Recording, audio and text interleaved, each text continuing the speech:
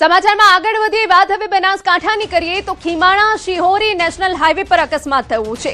Chekhla bus station પાસે trailer અને bike વચ્ચે અકસ્માત થયો। ટ્રેલર ચાલકે બાઇકને ટક્કર મારતા એકનું મોત, એક ગંભીર રીતે ઈજાગ્રસ્ત થયું છે।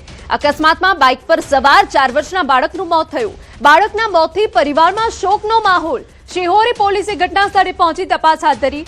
વારંવાર થતા અકસ્માતોને લઈ સ્થાનિકોમાં રોષ। અકસ્માતોને અટકાવવા તંત્ર દ્વારા પગલાં ભરવાની લોકોની માંગ છે।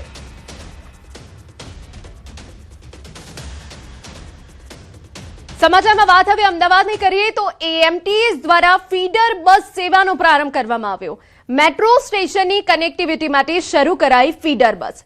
એપ્રલ પાર્કથી એપ્રલ પાર્ક સુધી જ રહેશે એએમટીએસ બસ સેવા।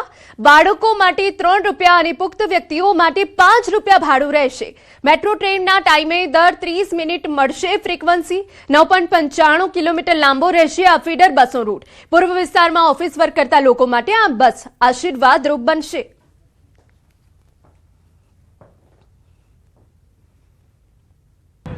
मेट्रो सुधी जवा माटे फीडर बसनी आ व्यवस्था है। फक्त 5 रुपया અને 3 રૂપિયા બાળકોના એવી આ બસની સેવા છે જે અડધો કલાકે મેટ્રોના સમયે નીકળશે। આગળ એક બાજુથી જશે, એક બાજુ બીજી બાજુથી આવશે।